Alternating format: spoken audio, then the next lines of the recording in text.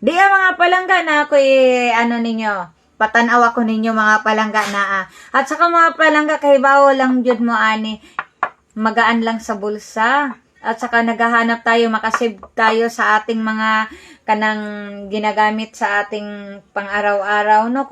Siyempre naman, kung ano tayo, umalis tayo ng bahay, kailangan talaga natin na press din ang ating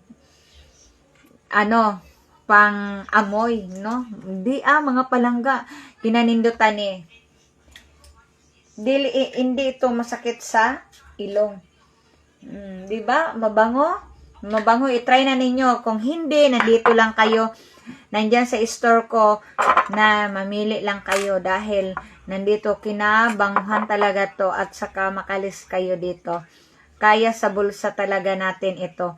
At saka nanghahanap tayo ng simple na na di masakit sa bulsa, na di tamalilong. Ito na.